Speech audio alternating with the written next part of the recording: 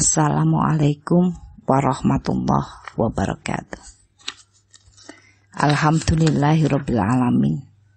Asyhadu an la ilaha illallah wa asyhadu anna Muhammadan abduhu wa rasuluh. Rabbi shrahli sadri wa yassirli amri wahlul 'uqdatam min lisani yafqahu qouli. Amma ba'd.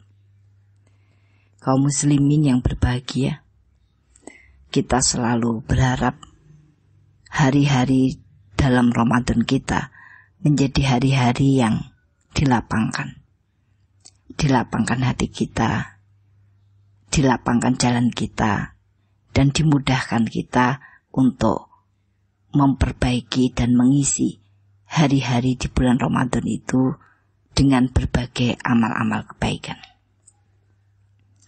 Sering diingatkan kepada kita sebuah peringatan yang pendek.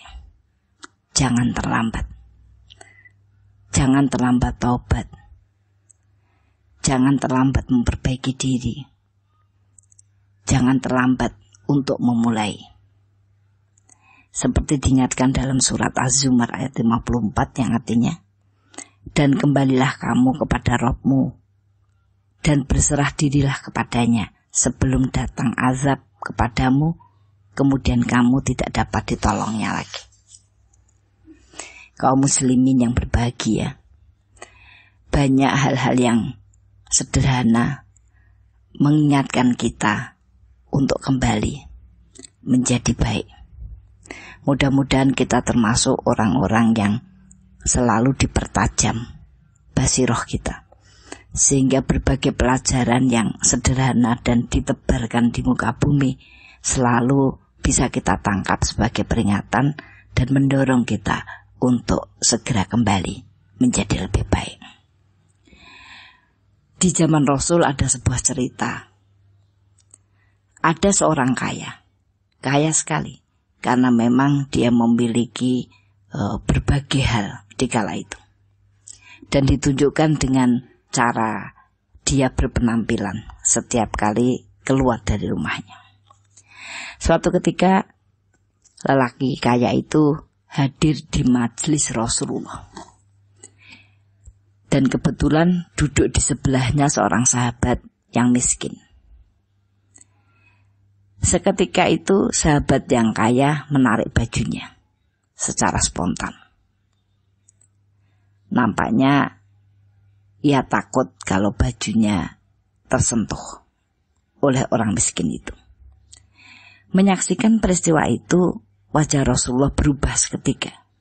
Lalu berkata pada orang kaya itu, "Wahai fulan, apakah kamu takut kekayaanmu akan menyakiti dirinya?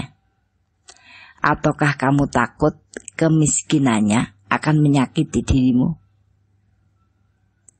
"Wahai Rasulullah, apakah kekayaan itu bisa menjadi keburukan?" tanya laki-laki kaya itu. "Ya, kekayaanmu mengantarkan kamu ke neraka, sedang kemiskinan saudaramu mengantarkannya ke surga," jawab Rasulullah. Sungguh terperanjat laki-laki itu. Sepertinya dia langsung menyadari kekeliruannya. Lantas bertanya, "Bagaimana agar aku selamat?" "Bantulah dia," kata Rasulullah. "Kalau begitu aku akan melakukannya." Tetapi lelaki miskin yang akan dibantu itu menyaut, "Aku tidak butuh bantuannya." Maka Rasul pun menjawab, "Kalau begitu mintakan ampun untuk saudaramu itu dan doakan dia." Kaum muslimin yang berbahagia, sebuah pelajaran yang sangat berharga dari kisah yang sederhana itu. Ketika seorang laki-laki yang kaya merasa nyaman dengan kekayaannya, merasa aman dari kegelisahan kehidupannya karena kekayaannya, maka Rasul pun mengingatkan dia dari perilaku yang kurang bagus yang muncul dari kekayaannya. Banyak sekali orang-orang yang kadang-kadang tidak mengakui atau tidak memperhatikan bahwa karakter-karakter seseorang itu akan cepat berubah dari apa-apa yang dia miliki. Itu tadi sebuah gambaran, walaupun seolah-olah tidak disengaja ya. Namun ternyata bagi Rasul itu adalah sebuah cerminan bahwa kekayaan itu sudah cukup menguasai dibanding mendahulukan akhlak-akhlak pada saudara. Dan bahkan Allah menunjukkan ketika laki-laki yang kaya itu datang, siap untuk menolong, siap untuk melakukan kebaikan dengan hartanya, namun ternyata tertolak. Dan akhirnya yang berbuat baik adalah si miskin. Ya. Ketika orang kaya akan membantu, si miskin tidak mau, maka Rasul menyuruhnya untuk memintakan ampun atas kesalahannya itu dan mendoakan ya agar menjadi lebih baik dengan kekayaannya. Kaum muslimin yang berbahagia, maka perlu kita renungkan kembali. Sebenarnya laki-laki kaya itu juga bercita-cita hidup dalam kebaikan. Berjalannya waktu ya, maka kadang-kadang orang tidak bersungguh-sungguh di dalam mengikat dirinya dengan akhlak-akhlak yang harus dilakukan. Barangkali karena kekayaan yang ada menyebabkan dia terlena atau kebanyakan bersantai, bermanja-manja ya, dan tidak begitu memperhatikan sekelilingnya. Maka dalam pertengahan perjalanan orang kaya itu banyak sekali beberapa hal yang kurang kuat untuk bisa diwujudkan. Mungkin akan berbeda. Tadi Rasul mengatakan kemiskinan orang itu akan membawanya ke surga. Kenapa?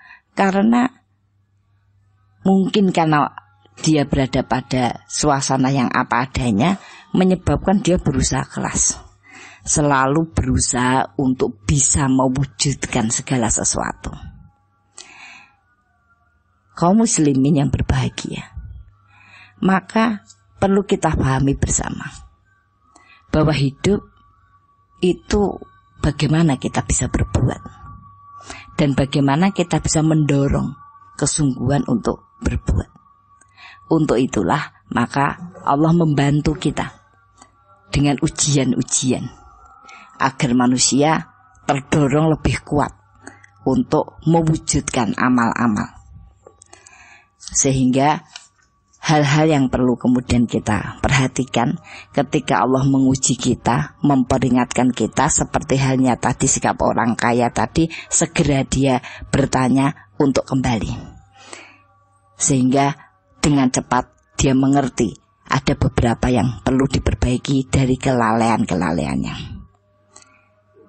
Kaum muslimin yang berbahagia, sekali lagi jangan terlambat.